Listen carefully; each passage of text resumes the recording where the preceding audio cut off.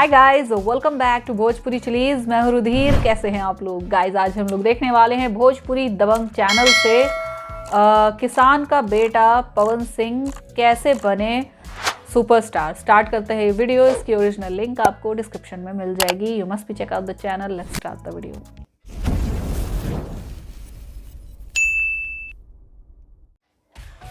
भोजपुरी फिल्मों ने पिछले 1.5 दशक में जिस तरह से अपना डंका बजाया है वो बहुत चौंकाता है। अगर हम साउथ इंडियन फिल्मों को छोड़ दें तो शायद ही कोई दूसरी इतनी बड़ी क्षेत्रीय फिल्म इंडस्ट्री होगी जिसने बड़े पैमाने पर कमाई की हो जितनी की भोजपुरी फिल्मों ने की है। भोजपुरी फिल्मों को इस मुकाम तक पहुंचाने में कई सितारों का हाथ है और इन्हीं में प्रमुखता से पवन सिंह का भी नाम लिया जाता है। पवन सिंह की पहचान न केवल भोजपुरी दर्शकों के बीच ही है बल्कि पूरे देश में उन्हें पहचाना जाता है। Lollipop singer. यहाँ तक कि विदेशों में रहने वाले भारतीय भी उनके गानों पर ठुमके लगाते हुए दिखाई देते हैं। उनके गाए गाने लॉलीपॉप लागेलू को इंटरनेशनल लेवल पे भी सराहा जा चुका है। पवन सिंह से जुड़ी बातों को उनके प्रशंसक बड़ी बेताबी से जानने के लिए उत्सुक रहते हैं। पवन सिंह पढ़ने लिखने के बहुत शौकीन तो नहीं थे, लेकिन वे एक मिनिमम लेवल तक पढ़ने लिखने के इच्छुक जरूर थे। पवन सिंह 3 भाई हैं और तीनों भाइयों में वे सबसे छोटे हैं। सन 2017 में इनके पिता रमाशंकर सिंह का निधन हो गया। वे 74 साल के थे। आरा के पकड़ी स्थित आवास पर पवन के पिता का निधन हुआ था और उनके पैतृक गांव जोखरी में उनका अंतिम संस्कार किया गया। इनकी पत्नी का नाम नीलम सिंह था। इसको लेकर पवन का नाम काफी विवादों में रहा। बतौर अभिनेता और गायक अपने आप को स्थापित करने के बाद हाल ही में पवन सिंह ने राजनीति में कदम रखा और बीजेपी ज्वाइन कर लिया। वो अपने आप को प्रधानमंत्री नरेंद्र मोदी का बहुत बड़ा प्रशंसक बताते हैं।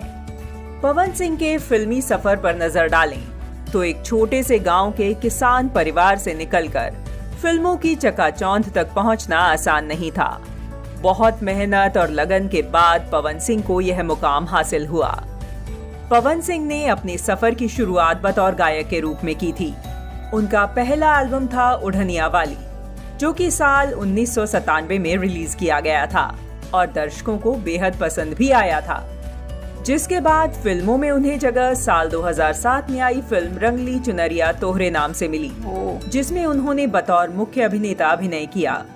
फिल्मों में कई सालों तक संघर्ष करने के बाद उन्हें सफलता मिली और दर्शकों ने भी उन्हें अपने दिल में एक खास जगह दी।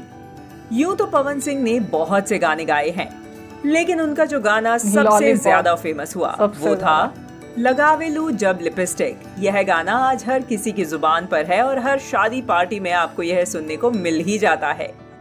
पवन सिंह की निजी जिंदगी की बात करें तो वह बेहद मनमौजी मिजाज के इंसान हैं और हंसने हंसाने में विश्वास करते हैं।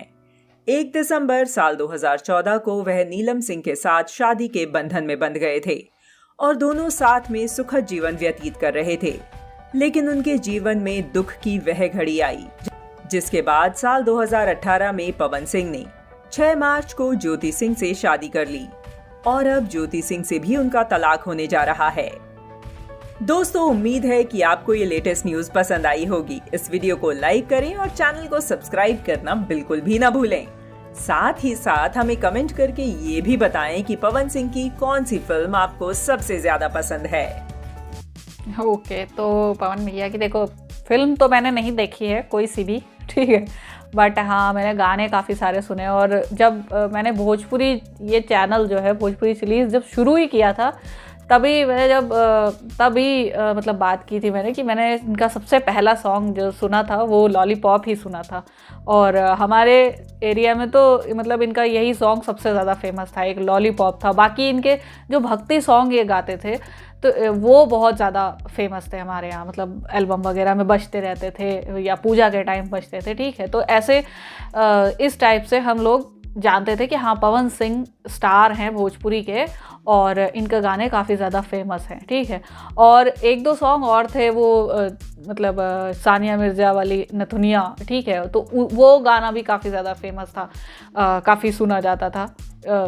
तो उससे भी जानते थे कि हाँ भोजपुरी के स्टार पवन सिंह है। उस टाइम पर हम लोग ज़्यादातर जो भोजपुरी के स्टार्स जिनको हम ज़्यादा प्रेज़ करते थे, ज़्यादा पसंद करते थे और आज भी कहीं ना कहीं ज़्यादा ही पसंद करते हैं उन्हें, जैसे रवि किशन थे, ठीक है, और मनोज तिवारी, निरहुआ, इनको हम लोग ज़्यादा रिकॉग्नाइज़ करते थे। बट पवन सिंह का जो एक पहचान थी इनकी, वो हमारे नज़रों में एक सिंगर की बेटर थी, क्योंकि फिल्म में कभी देखी नहीं थी इनकी, है ना, गाने ही सुनते थे, एल्बम सॉन्ग्स हो गए या फिर मतलब कोई से भी सॉन्ग्स हो गए, मूवी के सॉन्ग हो गए, तो गाने ही सुनते थे और गानों से ही इनकी पहचान बनी थी। इसलिए आज भी मेरे मन में कहीं ना कहीं ये सिंगर ज़्यादा हैं, एक्टर उतना हम उन्हें एक्टर के प्रति नहीं पहचानते हैं। एक्टर के तौर पर हम पवन सिंह को इतना नहीं पहचानते। मैं अपनी और अपने मतलब एरिया की बात कर रही हूँ, ठीक है। इन्हें सिंगर, अगर इन्हें बेस्ट सिंगर कहा जाए तो ज़्यादा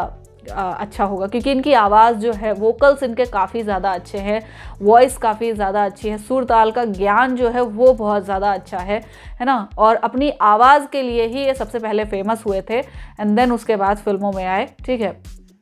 तो और जहाँ तक हम लोग अगर भोजपुरी का कोई भी स्टार देखें, कोई सा भी स्टार, XYZ कोई सा भी स्टार देखें, तो वो स्ट्रगल करके ही आया है किसी छोटे परिवार से या छोटे एरिया से, छोटे गांव एरिया से, ठीक है, वहाँ से आए हैं। और उसके बाद उन्होंने पहले अपना गाने में आजमाया अपने आप को, गाने से धीरे धीरे वो स्टार्स फेमस हुए एंड देन मूवीज़ में आए। तो लगभग हमें सबकी कहानी ऐसी ही पता है ना, ऐसे ही। और रवि किशन, मनोज तिवारी, ये तो अब मतलब मनोज तिवारी तो नहीं, बट रवि किशन तो अब साउथ की मूवीज़ में, आपको बॉलीवुड की मूवीज़ में, कई सारा और वेब सीरीज़ में भी आपको मिल जाएंगे, जो बहुत अच्छा काम कर रहे हैं, काफ़ी अच्छा काम कर रहे हैं ना।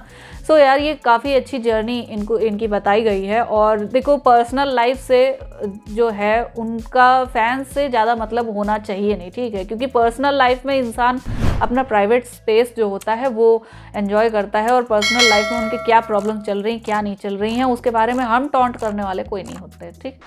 सो आई होप आप लोग को रिएक्शन पसंद आया होगा। अगर अच्छा लगा हो देन प्लीज़ लाइक और शेयर ज़रूर करना। मैं मिलूंगी नेक्स्ट वीडियो में। Bye bye.